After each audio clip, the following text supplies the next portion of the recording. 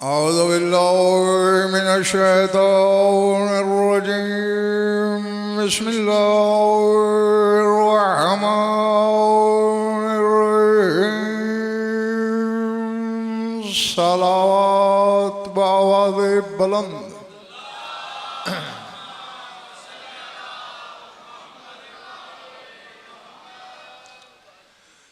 توجہ ہے، بات شروع کی جائے۔ سورہ آل عمران سے ایک آیت تلاوت کرنے لگا ہوں۔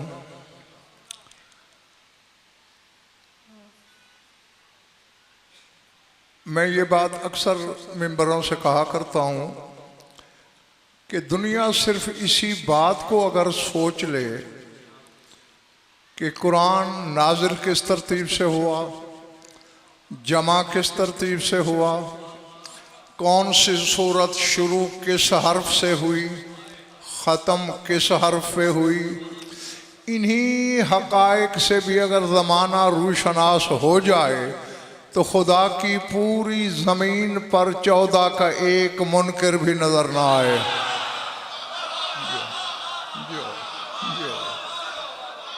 جو ہاں دیکھیں 86 صورتیں مخدوم قیس اتری ہیں مکے میں اور 28 مدینے میں۔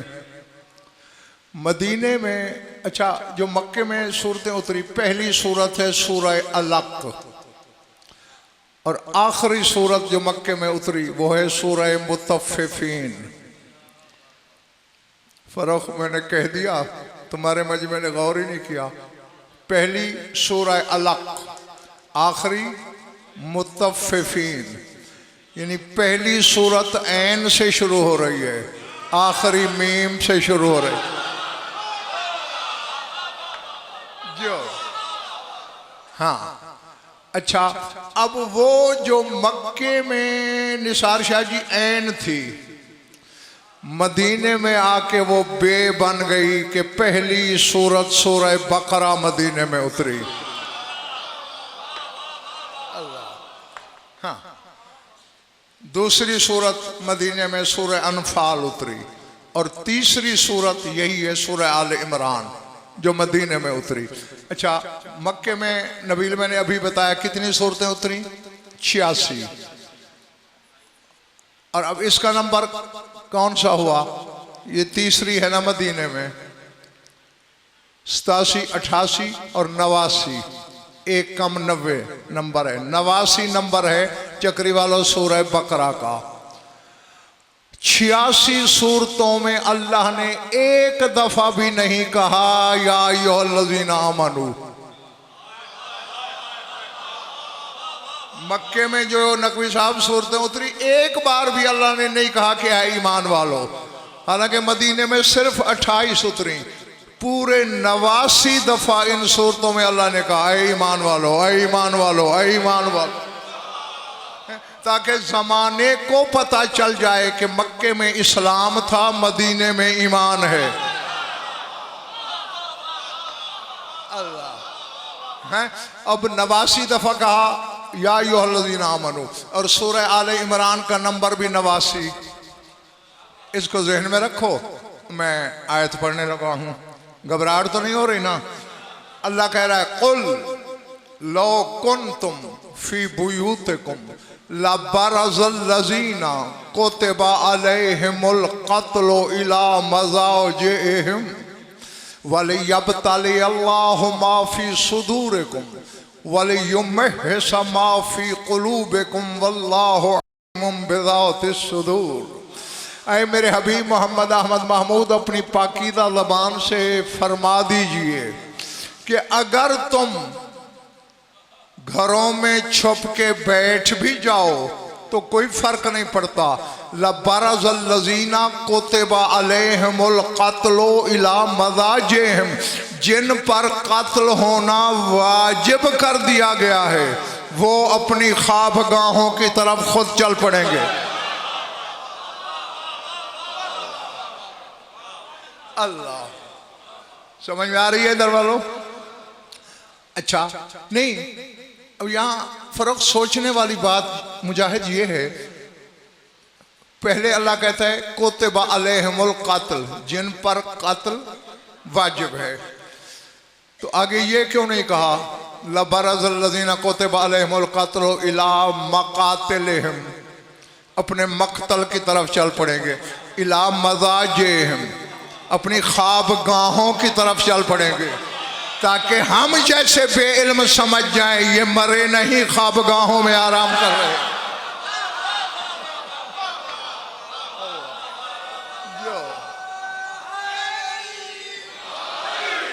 جو پچھلے محلے والا سمجھ آ رہی ہے نا باتیں؟ اچھا، اور یہ ایسا کیوں کر رہا ہوں میں؟ اللہ کہتے ہیں وَلِيَبْتَلِيَ اللَّهُ مَا فِي صُدُورِكُمْ، تاکہ اللہ امتحان تو لے تمہارے سینوں میں کیا چھپا ہے، وَلِيُمَحِّصَ مَا فِي قُلُوبِهِمْ، اور چھان کے ظاہر کر دے تمہارے دلوں میں کیا چھپا ہوا ہے۔ بس تمہید ختم ہو گئی۔ وقت زہیب کہاں گیا؟ کہیں چلا گیا؟ ہاں، بارہ کے شاہ زہیب سے کہنا کہ کل سے پابندی کرے کہ ٹھیک 6:15 بجے چھوڑ دیا کرے، ادھر میں چھوڑتا ہوں بمشکل پہنچتا ہوں اور پھر نماز کا ٹائم ہو جاتا ہے۔ سر اٹھانا میری طرف دیکھنا۔ اب اللہ کیا کہہ رہا ہے؟ کتب علیہم القتل، اس کا لفظی ترجمہ ہے جن پر قتل ہونا لکھ دیا گیا۔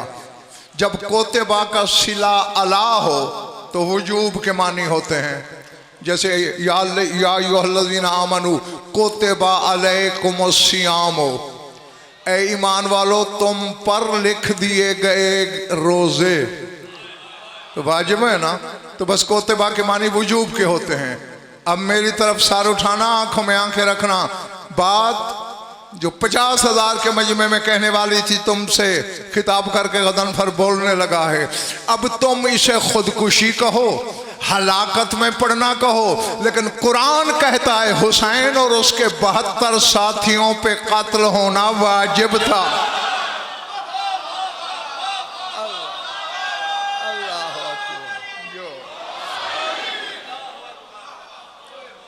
سمجھ میں آ رہی ہے بات؟ جی، جیسے تم پر نماز واجب، جیسے تم پہ روزہ واجب، جیسے تم پر حج واجب، کربلا والوں پہ قتل ہونا واجب ہے۔ انہوں نے اللہ کے وجوب کو پورا کیا ہے۔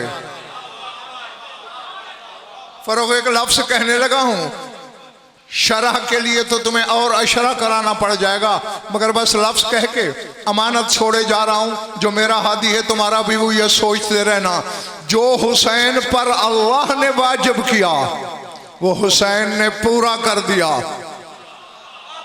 اب حسین کا قرض اللہ پہ باقی ہے۔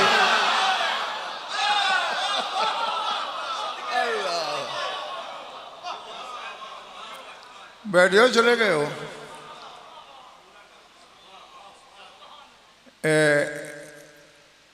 شمر سے ملعون سے بڑا کوئی دشمن ہے حسین کا؟ بولو۔ وہ راوی ہے، خود حسین کا قاتل روایت کرتا ہے، کہتا ہے محراب خنجر میں نے دیکھا حسین کے لب ہل رہے تھے، میں نے سوچا مجھے بد دعا دے رہا ہوگا، میں نے کان لگائے تو آواز آ رہی تھی، بتاؤں کیا کہہ رہا تھا تمہارا امام؟ الہی وفیت بعہدی، اوفے بعہدک، پروردگارہ میں نے بندہ ہو کے اپنا وعدہ پورا کر دیا، اب خدا ہو کے تو بھی اپنا وعدہ پورا کر۔ اللہ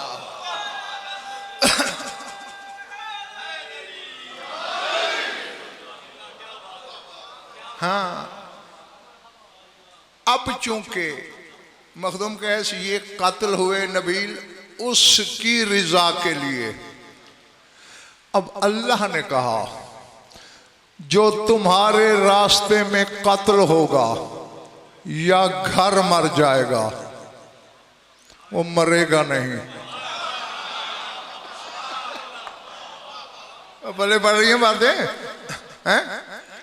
جی جی، لئن قتلتم فی سبیل اللہ او متتم، اللہ کہتا ہے اللہ کی سبیل میں چاہے تم قتل ہو جاؤ یا مر جاؤ، لا مغفرۃ من اللہ، اللہ کی طرف سے بخشش ہی بخشش ہے۔ اب کون نہیں جانتا جہاد میں کیسے قتل ہوا جاتا ہے؟ سردی ہے، گرمی ہے، گھر سے نکلو، وادیاں طے کرو، پہاڑی سفر کرو، صحرا کو عبور کرو، دشمن کی آنکھوں میں آنکھیں ڈالو، للکارو، کچھ وار لگاؤ، کچھ کھاؤ، اور وہاں لڑتے لڑتے مر جاؤ، پھر کہلایا جائے گا شہید۔ اور ادھر رسول فرماتے من بات علی حب آل محمد مات شہیدہ، سوئے ہوئے چکری میں ہو، مر اپنے بستر پہ گئے ہو، اگر ان کے ہو کہ مرے ہو، محمد کہتا ہے یہ بھی شہید ہے۔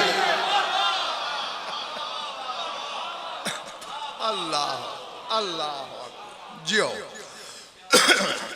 گھبرا تو نہیں رہنا۔ اب حسین اور حسین کے ساتھی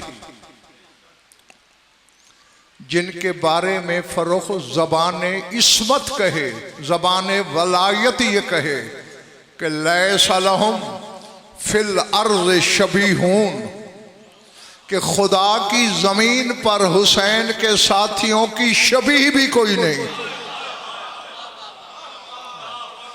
جی ان کا ہم حقیقت ہونا تو دور کی بات، لیس لہم فی الارض شبیہون، شبیہ بھی کوئی نہیں ان کا۔ اب اگر یہاں میں نے کوئی جملہ بول دیا تو تسمیں ٹوٹنے کا اندیشہ ہے، پر میں نے کہہ دیا سوچتے خود رہنا، شبیہ سے بھی بالا ہو جاتا ہے جو حسین کا ہو۔ اللہ اکبر۔ ہاں اب چونکہ قتل ہوا اس کے لیے اللہ نے حیات کا مالک بنا دیا، اب چونکہ قتل ہوا اس کے ارادے کی تکمیل کے لیے اللہ نے اپنے ارادوں کا مالک بنا دیا حسین کو۔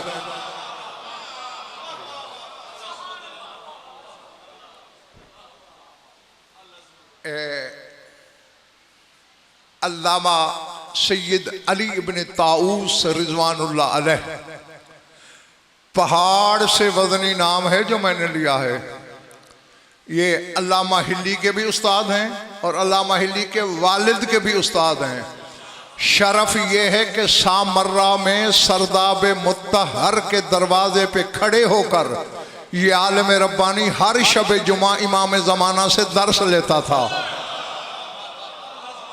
جی یہ وہ شخصیت ہے، انہوں نے تمہارے 12 کے 12 اماموں کے قنوت لکھے ہیں کہ کون سا امام قنوت میں کیا دعا مانگتا تھا۔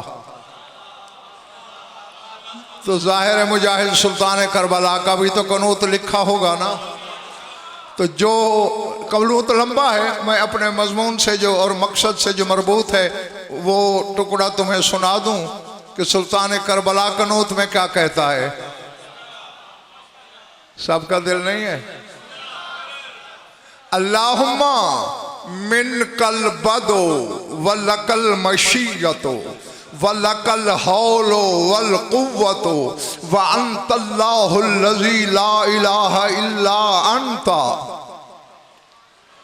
جعلتا قلوب اولیائکا مسکنا لمشیتکا ومقمنا لإرادتکا وجعلت عقولهم مناسب اوامرکا ونواہیکا وانت اذا شئت ما تشاء حرکت من اسرارهم قوامن ما ابتنت فیہم وابتدات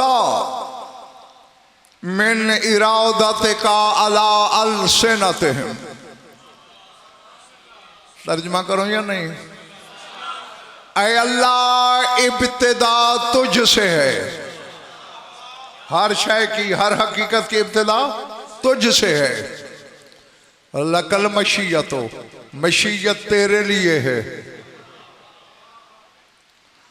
مشیت فروخ نثار شاہ جی اللہ نہیں،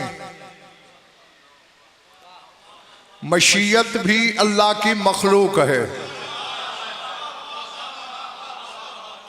ہاں اب اللہ کرے چند خریدار نکل آئے میرے سامنے، اصول کافی سے بڑی کتاب تیرے مذہب شیعہ میں کوئی نہیں، اس میں حدیث ہے تیرے مولا صادق آل محمد کی، فرماتے خلق اللہ المشیت بنفسها وخلق الاشیاء بالمشیت، فرماتے اللہ نے مشیت کو بنفسها خلق کیا، یعنی مشیت کسی شے سے خلق نہیں ہوئی، براہ راست خود خلق ہوئی، پھر ہر شے کو اللہ نے مشیت کے ساتھ خلق کیا۔ یار میں کہہ گیا، تھوڑے لوگ پہنچے، پچھلا محلہ تو بالکل فارغ رہ گیا۔ مشیت کو اللہ نے بنفسہا خلق کیا، پھر ہر شے کو مشیت کے ساتھ خلق کیا۔ مشیت مخلوق تھی، پھر ہر شے مشیت کے ذریعے خلق ہوئی، جو اللہ کی مخلوق ہے۔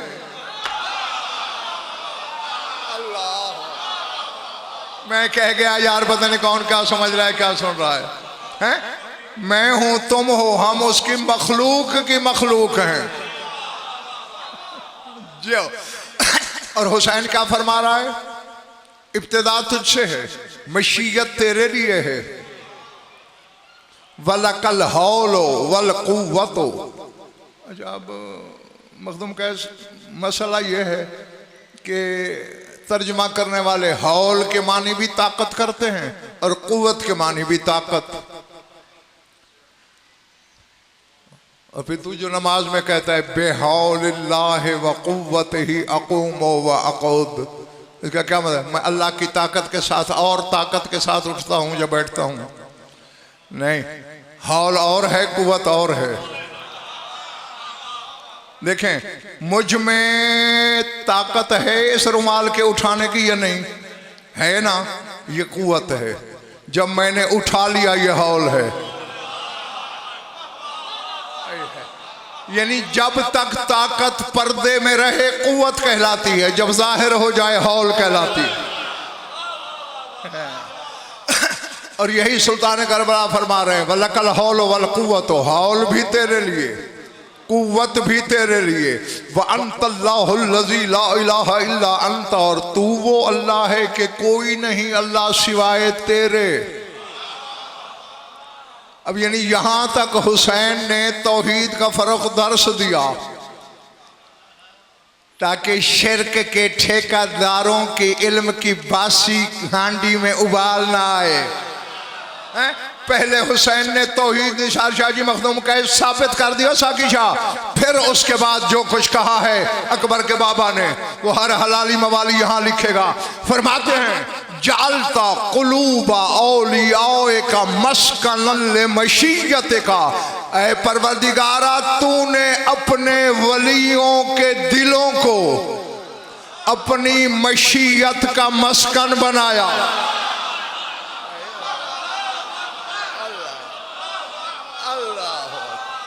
جو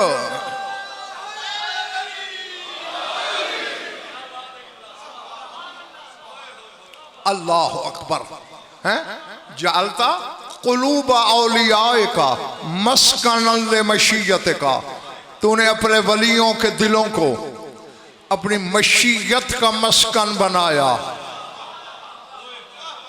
وَمَقْمَنًا لِإِرَادَتِكَ، ادھر پچھلے محلے کونے والوں تم بھی سر اٹھانا، وَمَقْمَنًا لِإِرَادَتِكَ، تو نے اپنے ولیوں کے دلوں کو اپنے ارادے چھپانے کی جگہ بنایا۔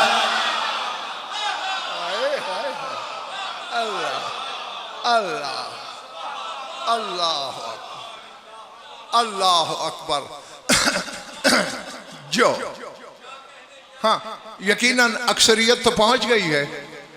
اب دیکھیں دو چیزیں ہیں، مشیت، ارادہ، اور ولی کا دل کیا ہے؟ ایک کا مسکن مشیت کا، ایک کے کمین گاہ چھپنے کی جگہ۔ اور فرق پہلے اللہ کی مشیت ہوتی ہے پھر ارادہ ہوتا ہے۔ مشیت بھی ولی کے دل میں، اور پچھلے کے محلے والوں ارادہ بھی ولی کے دل میں۔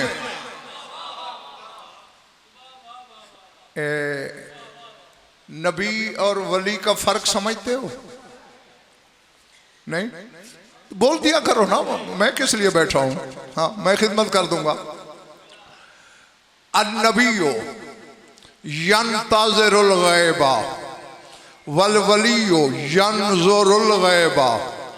नबी वो होता है जो गैब का इंतजार करे, वली होता है जो गैब के अंदर देखे। अल्लाह अल्लाह।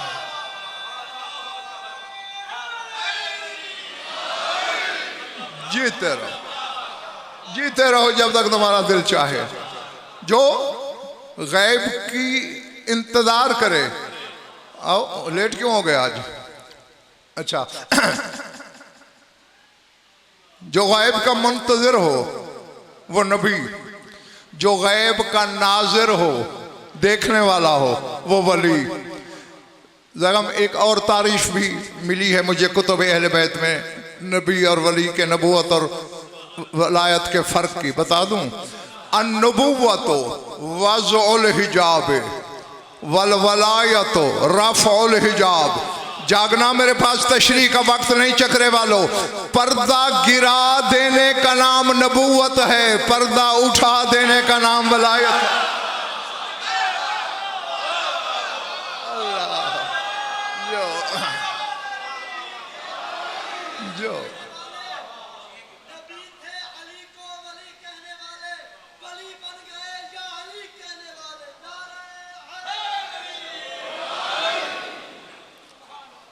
मेरे बच्चे क्यों बन गए वली या अली कहने वाले, ये पता है?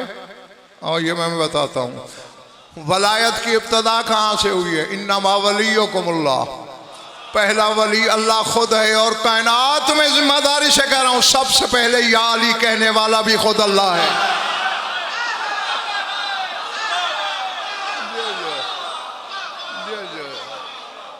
अल्लाह अल्लाह।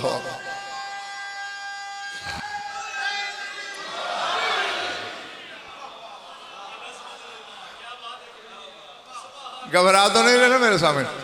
अच्छा, क्या फरमाया सुल्तान करबला ने तेरे मौला हुसैन ने? ऐ परवरदिगार, पहले तौहीद बयान करके तौहीद मनवाई, फिर क्या कहा?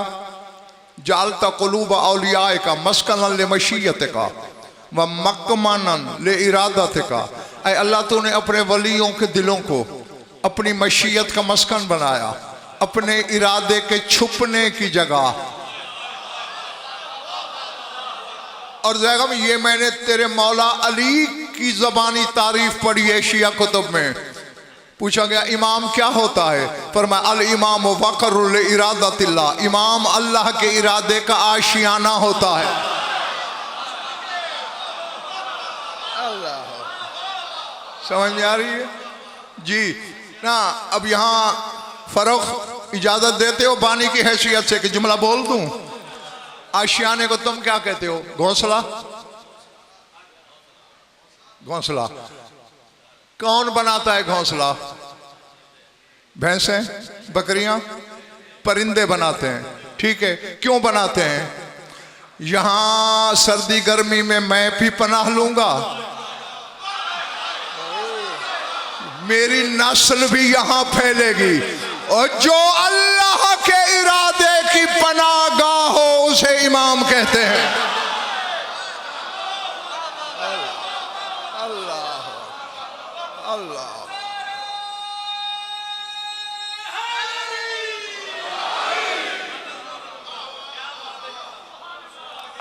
घबराहट तो नहीं हो रही ना दोस्तों? जहां अल्लाह का इरादा फल फूल सके। हुसैन तो फिर ज़गम वलियों का वली है। मैंने जुज़वी वलियों को भी देखा तो यही बात मिली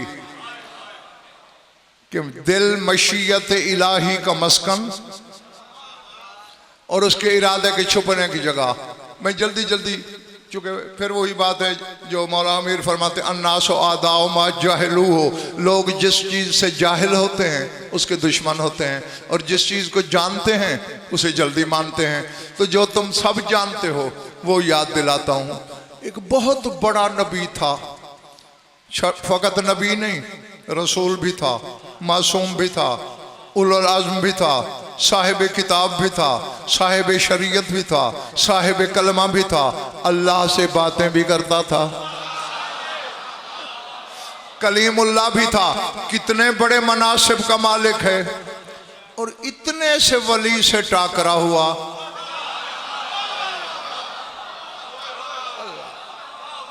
بیٹھے ہو یا چلے گئے ہو؟ جزوی ولی سے۔ میں ذرا تھوڑا پڑھا ہوا ہوں، میری مدد کرنا۔ کون تھا یہ ولی جو حضرت موسیٰ سے ملا؟ کافی آوازیں آئیں، حضرت خضر تھے، ماشاءاللہ، اللہ تمہارا بھلا کرے، میری مدد کی۔ اب میں تمہاری مدد کرتا ہوں تھوڑی سی۔ فروخ اس چھوٹے سے ولی نے، جزوی ولی نے 3 کام کیے، نبی نے تینوں پہ اعتراض کیا۔ مخدوم قیس ٹھیک کہہ رہا ہوں نا؟ کشتی میں سوراخ کیا، یہ جو کشتی کے سوار ہیں ان کو غرق کرنا چاہتے ہو؟ پڑھ سورہ کہف۔ قال الم قل لک انک لن تستطیع معی صبرا، اور میں نے تم سے کہا نہیں تھا تو میرے علم کو برداشت ہی نہیں کر سکتا؟ جزوی ولی کا علم اولو العزم سے برداشت نہیں ہوتا، علی کا علم تجھ سے برداشت ہو جائے گا۔ اچھا، پھر بچے کھیل رہے تھے، ایک بچے کو زن سے تلوار ماری، وہ سر جا کے گرا۔ قتلت نفسا زکیۃ بغیر نفس، تو نے ایک بے گناہ جان کو بغیر وجہ کے مار دیا۔ میں نے نہیں کہا تھا کہ تم میرا علم برداشت نہیں کر سکتے؟ اچھا ایک موقع اور دو، آخری۔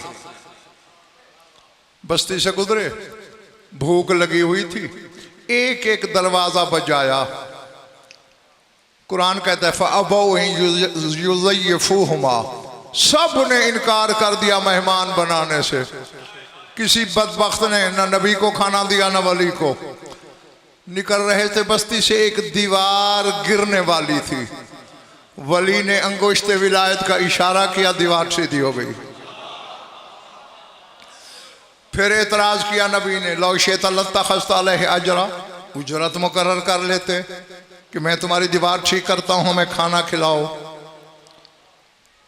قال ھذا فراق بینی و بینک، یہ تیرے میرے درمیان فراق ہے، بس اب میں تمہیں ساتھ نہیں رکھ سکتا، لیکن سن کے جا کہ میں نے وہ 3 کام کیوں کیے۔ تھک گئے ہو پچھلے والوں؟ ہاں، فرمایا اما السفینۃ فکانت لمساکین یعملون فی البحر، یہ جو کشتی تھی نا مسکین لوگوں کی تھی، ان کے رزق روزی اسی کشتی سے وابستہ تھا۔ وَكَانَ وَرَاءَهُمْ مَلِكٌ يَأْخُذُ كُلَّ سَفِينَةٍ غَصْبًا، بادشاہ زبردستی کشتیاں غصب کر رہا تھا۔ فَأَرَدْتُ أَنْ أَعِيبَهَا، میرے ارادے میں آیا کہ کشتی کو عیب لگا کے مسکینوں کا رزق بچا لوں۔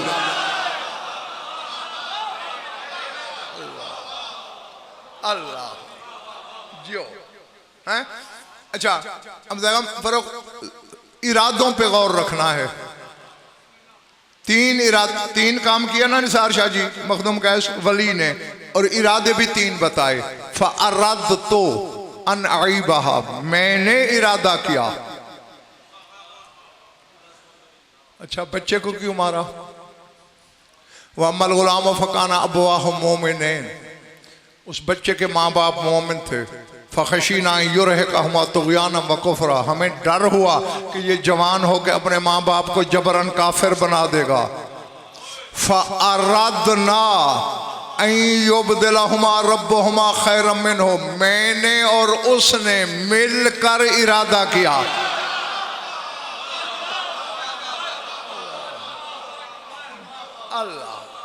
اللہ اکبر۔ ہم دونوں نے ارادہ کیا کہ اس بچے سے بہتر اولاد دی جائے ان کو، اسے مار دیا۔ پہلے کیا تھا؟ فَأَرَدْتُ، میں نے ارادہ کیا۔ اب کیا کہا؟ فَأَرَدْنَا، ہم دونوں نے ارادہ کیا، اور رہ گئی دیوار۔ فَأَمَّا الْجِدَارُ فَكَانَ لِغُلَامَيْنِ يَتِيمَيْنِ فِي الْمَدِينَةِ، دو یتیم بچوں کی تھی وہ دیوار ہیں سیدھی اس لیے کہ میں نے کانت تحتہ کنز لہما، اس کے نیچے ان کا خزانہ دبا ہوا تھا. چھوٹے بچے تھے، خزانہ ظاہر ہوتا لوگ جبرن لوٹ لیتے. فَأَرَادَ رَبُّكَ أَن يَبْلُغَا أَشُدَّهُمَا، تیرے رب نے ارادہ کیا.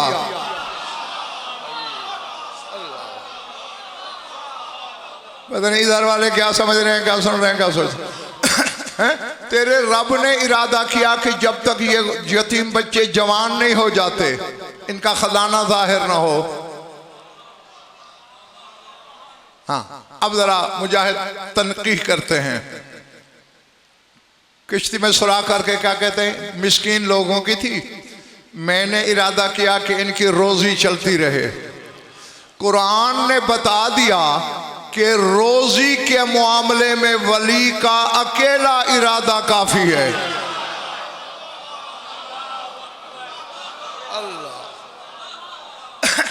تنہا ولی ارادہ کر لے رزق بچا لیتا ہے. جیتے رہو.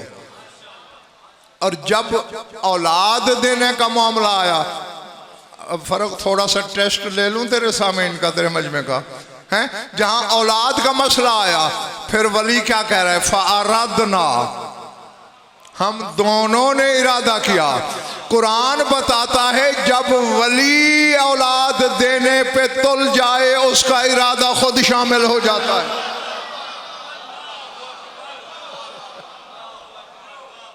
اللہ تھک گئے ہو تو چھوڑ دوں. اچھا، اور آخری بات کیا تھی دیوار والی؟ فَأَرَادَ رَبُّكَ، تیرے رب نے ارادہ کیا. اور دیکھو یہ میں نے چند منٹ لیے کیوں؟ تاکہ سامعین کو بتا سکوں. اور آگے کہتے ہیں مَا فَعَلْتُهُ عَنْ أَمْرِي، میں نے اپنے امر سے نہیں کیا، اس کے امر سے. آپ کو خود سمجھ جانا چاہیے. ارادہ اس کا، انگلی ولی نے اٹھائی. ابھی بھی میرے سامنے کے پلے کچھ نہیں پڑا. یعنی ارادہ خدا کرتا ہے، عمل ولی کا ہوتا ہے.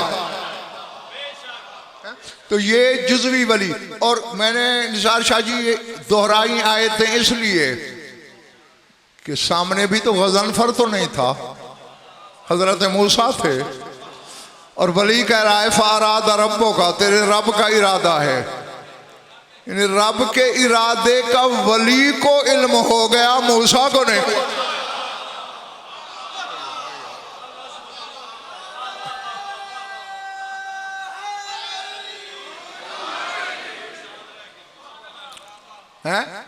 کیوں؟ النبی ینتظر الغیب والولی ینظر الغیب. نبی کا کام ہے غیب کا انتظار کرنا، ولی کا کام ہے غیب کے صحن میں جھانکنا. ہاں تو یہ ہے جزوی ولی. اور جس کا قنوت میں تمہیں سنا رہا تھا وہ ہے کلی ولی. ان 14 کی ولایت مطلقہ، کلیہ، الہیہ ہوتی ہے. یعنی یہ مطلق ولی ہیں. کیا مطلب؟ ان کی ولایت میں کوئی شرط نہیں، بغیر شرط کے ولی ہیں. کلیہ، کل پر ولی ہیں، ولیوں پر بھی ولی ہیں. الہیہ، جیسے اللہ ولی ہے.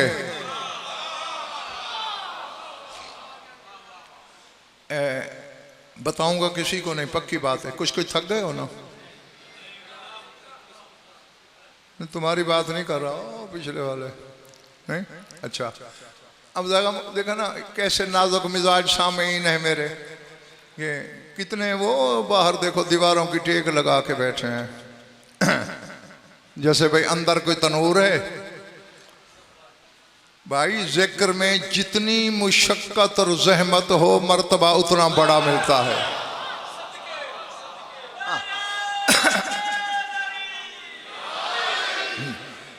پھر آؤ جتنا کچھ میں نے پڑھا تھا مخدوم کا اس کا بھی ابھی نقوی صاحب ترجمہ پورا نہیں ہوا، ابھی تو ایک جملے کا کیا ہے، جعلت قلوب اولیائک مسکن لمشیتک، حسین فرما رہا اے اللہ تو نے اپنے ہر ولی کے دل کو اپنی مشیت کا مسکن بنایا،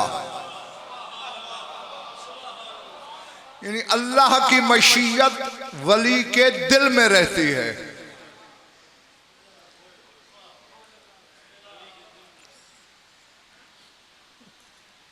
کہنے کا ارادہ بھی بنتا ہے، کہہ دوں؟ اچھا میری طرف دیکھنا، اب اس کی مشیت کے یعنی لفظی معنی چاہت، کسی شے کو چاہنا۔ فروخ نے مجھے فون کیا اشرا پڑھنا ہے، پہلے میں نے چاہا پھر ارادہ کر کے ہاں کی، سمجھ میں آ رہی ہے نا؟ ہاں بس تو یہ جس کو لیے میں لفظ چاہت بول رہا ہوں اسی کو عربی میں مشیت کہتے ہیں۔ اب اللہ کی مشیت رہتی ہے ولی کے دل میں، اسی لیے رابطہ چکری والوں، پنڈی والوں، اسلام آباد والوں اتنا ہے دونوں کا۔ اللہ کہتا ہے وَمَا تَشَاءُونَ إِلَّا أَن يَشَاءَ اللَّهُ، تم وہی کو چاہتے ہو جو میری مشیت چاہے۔ اور امام کہتا ہے اِذَا شِئْنَا شَاءَ اللَّهُ، اللہ چاہتا ہی تب ہے جب ہم چاہتے ہیں۔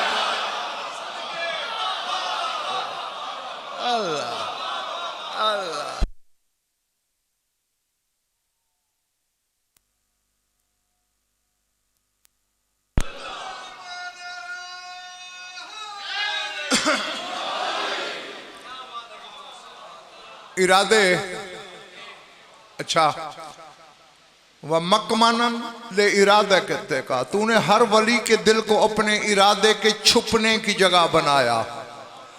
وَجَعَلْتَ عُقُولَهُمْ مَنَاصِبَ أَوَامِرِكَ، اور تو نے اپنے ہر ولی کی عقل کو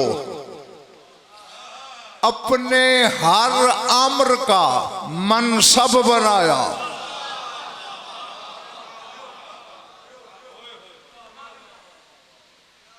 زیغم خدا کی قسم میں سمجھتا ہوں یار یہ خدا جانتا ہے، ان لوگوں کی ہمت کو سلام کرنا چاہیے۔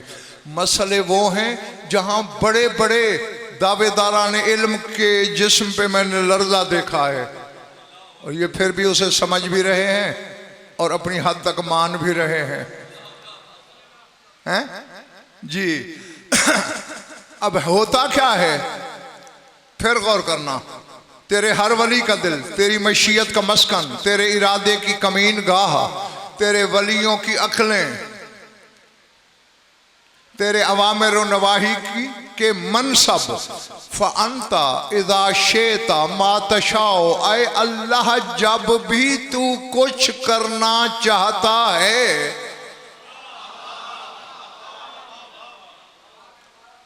دعا بھی کرنی ہے کہ میں صحیح معنی میں عہدہ برا ہو سکوں حق پہنچانے میں، اور یہ حق وصول کرنے کے لیے بھی تیار ہوں۔ انت اذا شئت یہ ماضی کا صیغہ ہے، ما تشاء یہ فعل مضارع ہے، دونوں صیغے حسین جیسے ولی اعظم نے استعمال کیے ہیں۔ فرمایا تو جب بھی چاہے کہ یہ بناؤں، تو پھر تو کرتا کیا ہے، سر اٹھانا۔ حرکت من اسرارہم قوام ما ابتنت فیہم، تو نے جو کچھ اپنے ولی کے دل میں چھپایا ہوا ہے نا، ان کے کسی نہ کسی راز کو حرکت دے دیتا ہے۔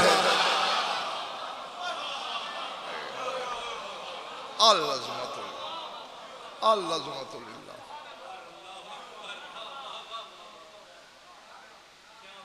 اب دیکھیں ارادے کا فروغ نمبر دوسرا ہے، مشیت کا پہلا جی۔ یہ ذہن میں رکھیں، چھوٹا سا ٹکڑا رہ گیا اس کا ترجمہ کر لوں پھر واپس آتا ہوں۔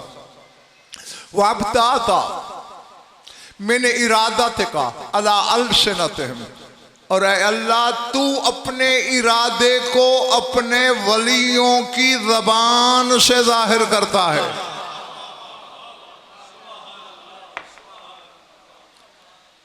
یہ کسی مولوی کے جملے نہیں، مولا کل کے ہیں، کسی عالم کے نہیں، مسجود علم کے ہیں۔ مشیت کے بارے میں سن لیا، مسکن امام کا دل، ارادے کے بارے میں سن لیا، چھپتا امام کے دل میں ہے۔ جب بھی اللہ کچھ کرنا چاہے اپنے ولی کے دل میں باطن میں چھپی ہوئی حقیقت کے اسرار میں سے کسی شے کو حرکت دے دیتا ہے، وہ شے ہو جاتی ہے۔ اب چکری والوں یوں سمجھو کہ اللہ نے جب پہلی بار کچھ بنانا چاہا ہوگا،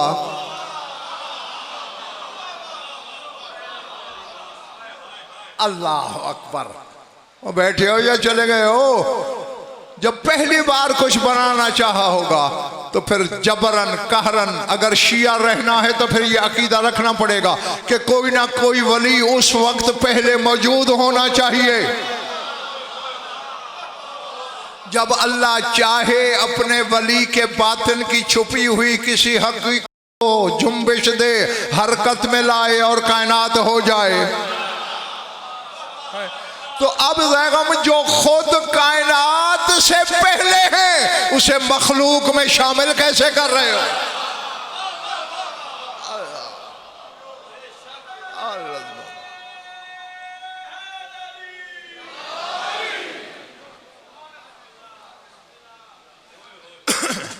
بیٹھے ہو یا چلے گئے ہو؟ اب اسی طرح ایک تو ہر امام کی الگ الگ زیارت ہے، اور ہر امام کی الگ زیارت مطلقہ ہوتی ہے، اور ایک ہوتی ہے زیارت جامعہ۔ جامعہ جمعیت سے ہے، جمع سے ہے، یعنی جب سارے اماموں کی ملا کے پڑھنی ہو اسے زیارت جامعہ کہتے ہیں۔ چلو اور کوئی کتاب نہ ملے، بہار الانوار تقریباً ہر عالم کی لائبریری میں مل ہی جاتی ہے، تو فروغ یہ بہار الانوار کی جلد نمبر 102، اس میں علامہ مجلسی علیہ الرحمہ نے 14 زیارات جامعہ لکھی ہیں۔ جو سارے تھک گئے ہو؟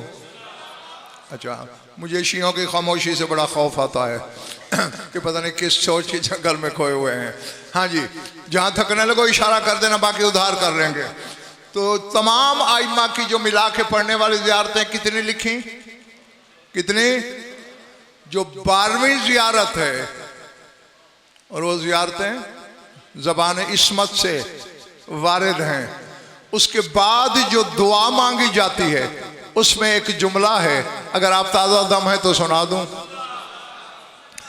الہی اسألوکا بے اسمائک اللتی کتبتا علی قلوب اصفیائکا محمد و آلہ امنائکا حتی عرفوا ما عرفتهم وعقلوا ما اوجبت الیہم من خصائصک وعظائمک وضربت امثالهم وانرت برہانهم وقرنت اسمک باسمائهم۔ شرح نہیں کر سکوں گا، وقت ہی نہیں ہے میرے پاس اتنا، ورنہ تو اس کی شرح کے لیے بھی کم از کم ایک خمسہ ضرورت پڑے گا۔ سر اٹھانا، اے اللہ تجھے تیرے ان اسماء کا واسطہ دیتا ہوں جو تو نے اپنے اصفیاء کے دلوں پر لکھ دیے ہیں۔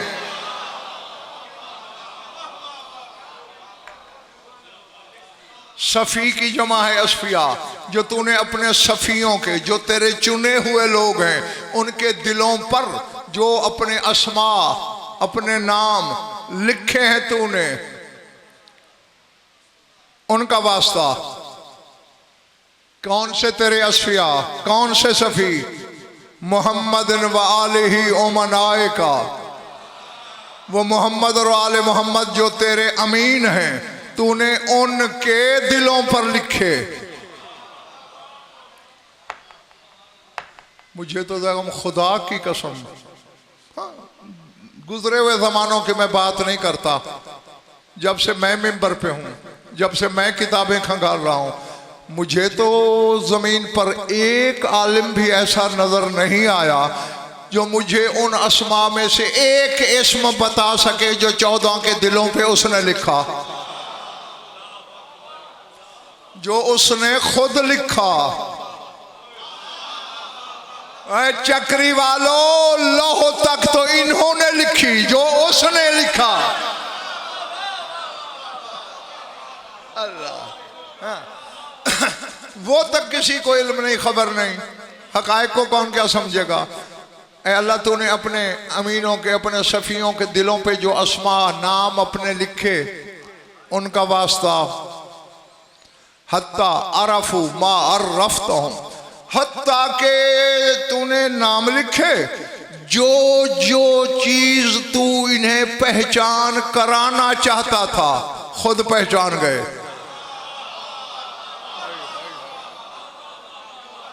پڑھے نہیں، کورس نہیں کیے، تجھے پڑھانا نہیں پڑا، بس چونکہ تو نے ان کی تخلیق کے ساتھ اپنے نام لکھے، انہی ناموں کی وجہ سے عرفوا ما عرفتہم، جس جس چیز کی تو ان کو معرفت کرانا چاہتا تھا یہ پہچان گئے۔ وَأَكَلُوا مَا أَوْجَبْتَ إِلَيْهِمْ مِنْ خَصَائِصِكَ وَعَزَائِمِكَ، جاگنا آخری بندے تک، اور جو باہر دیوار سے ٹیکے لگا کے ہوا کے مزے لوٹ رہے ہو، اور اے اللہ تو نام لکھتا گیا، ان کی عقلوں میں تیری ساری صفتیں بھی آ گئیں۔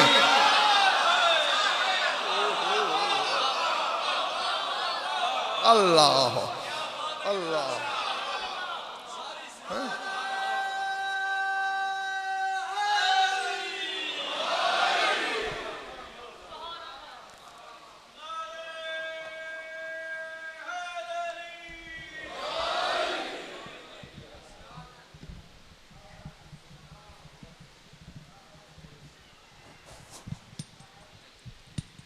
دو بندے مل کر بھی ترنت ٹائم لگا دیتے ہو۔ جو جو تیری خصوصیات تھی، جو تیری صفتیں تھی، جو تھیں انہیں جان گئے، اور اب فرق کرسی چھوڑ کر حجت تمام کرنے لگا ہوں، اور وہ جو پیچھے یوں کچھ بندے سکڑ سمٹ کے بیٹھے ہیں تاکہ میں ان کے چہرے نہ دیکھ سکوں، اب پڑھ رہا ہوں۔ وَعَزَائِمِكَ، اور مالک تیرے جتنے بھی ارادے تھے یہ 14 جان گئے۔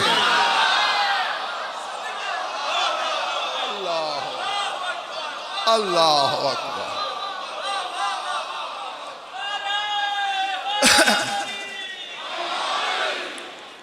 سمجھ میں آئی بات جی؟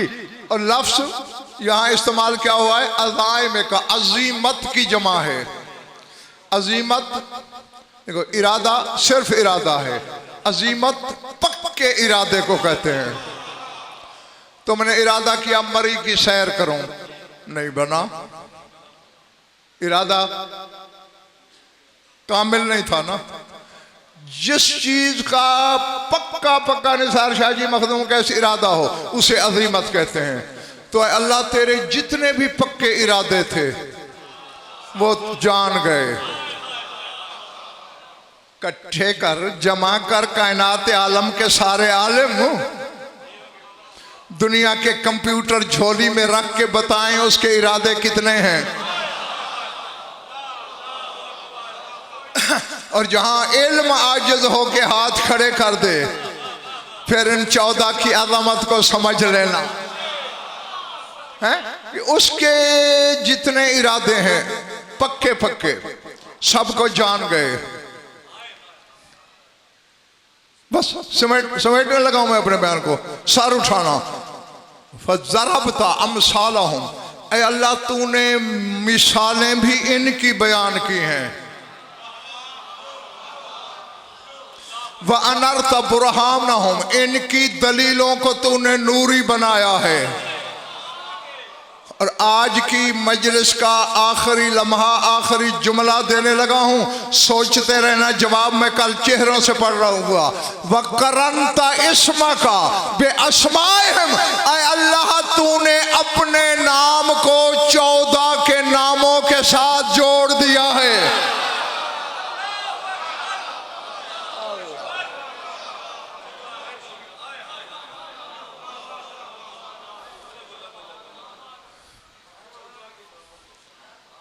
نہیں، اب دیکھیں کوئی اشتہار ہے، دو پڑھنے والوں کے نام یوں ملا کے لکھے ہوئے ہیں،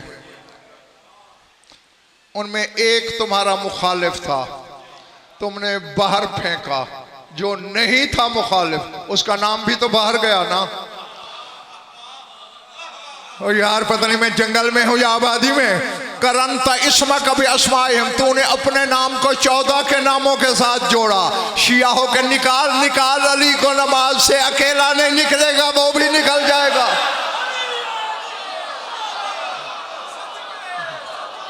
اللہ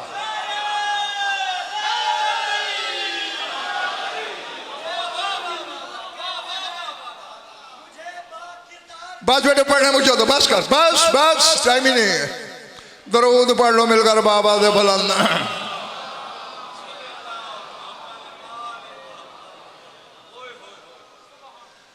کچھ لطف آیا ہے یا وقت ضائع ہوا ہے؟ خوش رہو، آباد رہو، مولا آپ سب کی عبادت قبول فرمائیں۔ بس زیادہ پڑھ لیا، بہت تھوڑا سا پڑھنا ہے۔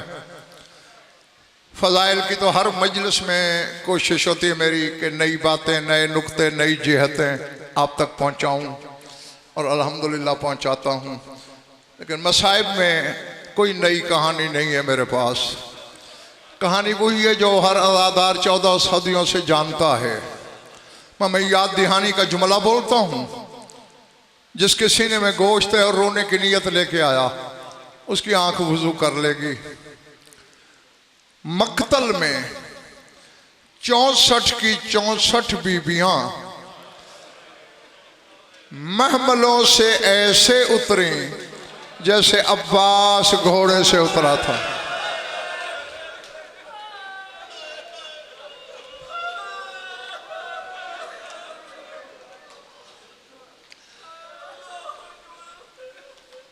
میں نے کہا محملوں سے ایسے اتری، یہ بھی تمہارے ڈر سے کہا، محمل کہاں تھے؟ اونٹوں سے ایسے اتریں۔ اچھا عباس کے تو رونے والوں ہاتھ نہیں تھے، ان کے ہاتھ تو تھے لیکن بلا تشبیہ پس گردن۔ اللہ اکبر۔ تیرے 12ویں امام کی زیارت ناہیہ میں جملے ہیں، السلام علی الخد الطریب، میرا خاک آلود رخساروں پر سلام۔ ایک ایک بی بی رخسار کے بل گرتی ہے، اپنی چوٹ کسی کو یاد نہیں، گرتی ہے اٹھ کے لاشوں کی طرف دوڑتی ہے۔ اجرکم اللہ۔ بس میں دعا کے سوا کچھ نہیں دے سکتا تمہیں۔ مضمون بہت طویل ہے، جو اشروں کے اشرے پڑھے جائیں ختم نہیں ہوتا۔ ایک کا ایک جملہ میں نے کہنا ہے، سید و غیر سید و، ایک ودا ایسا بھی ہوا ہے کربلا میں جس نے زمین ہلائی، آسمان کانپے، عرش تھرایا۔ کس کا ودا؟ کس سے ودا؟ 4 سال کی بطول کا ودا اور بابا کے بے سر لاشے سے ودا۔ معصومہ حسین کی لاش کے قریب آئی، بلا تشبیہ ہاتھ تو اس معصومہ کے بھی بندھے تھے، لرزتے ہوئے لبوں سے زخمی لہجے سے کہا آباتا بابا۔ اب رونے والا پتہ نہیں اس میں کیا تھا، بلا تشبیہ حسین کی لاش نے باہیں کھول دی۔ فَأَلْقَتْ نَفْسَهَا عَلَى صَدْرِ أَبِيهَا، اپنے آپ کو بابا کے زخمی سینے پہ گرا دیا، جیسے زندہ شخص اپنی اولاد کو سینے سے لگاتا ہے۔ حسین کی لاش نے باہیں بند کر لیں۔ ودا شروع ہوا، ختم بھی ہونا تھا، ہو گیا۔ ساری بیبیاں محملوں پہ سوار ہو گئیں۔ کسی نے شمر حرامی کو اطلاع دی، حسین کی لاش بچی کو نہیں چھوڑ رہی، بس جلدی کرنا پڑ رہی ہے مجھے۔ اس نے 40 شامی بھیجے کہ جلدی سے حسین کے بازو کھول کے بچی کو اٹھا لو۔ 40 بندے زور لگاتے ہیں، حسین کے ہاتھ ہلتے نہیں۔ پھر اطلاع ملی نہیں چھوڑ رہا۔ حرامزادہ کہتا ہے میرے پاس نسخہ ہے چھڑوانے کا۔ اس نے تازیانہ ہاتھ میں لیا، اکبر کے بابا کے زخمی ہاتھوں پہ مارنا شروع کیا۔ مارتا بھی جاتا اور کہتا ہے چھوڑ دے بچی کو، چھوڑ دے بچی کو۔ اکبر کا بابا تازیانے کھا رہا ہے، سکینہ کو چھوڑ نہیں رہا۔ اس حرامی نے ایک تازیانہ سکینہ کی کمر پہ مارا، تازیانہ لگنا تھا، لاش کی باہیں کھل گئی، آواز آئی زینب میری سکینہ بے ہوش ہو گئی، کوئی میری بچی کو اٹھا لے۔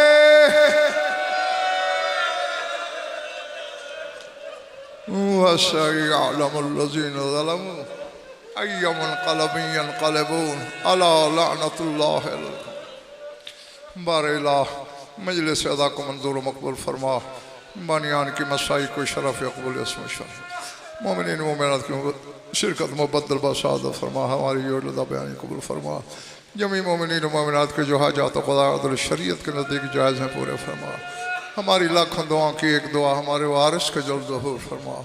اللہم کن لولیک الحجت بن الحسن صلواتک علیہ وعلا آبائہ فی هذه الساعة وفی کل ساعة من ساعات اللیل والنہار، ولی وحافظ مقاعد وناصر ودلیل وعینا حتی تسکنہ ارضقتہ وتمتعہ فیہا طویلا۔ یا رب محمد وآل محمد عجل فرج آل محمد، ربنا تقبل منا انکا انت السمیع العلیم بجاہ محمد وآلہ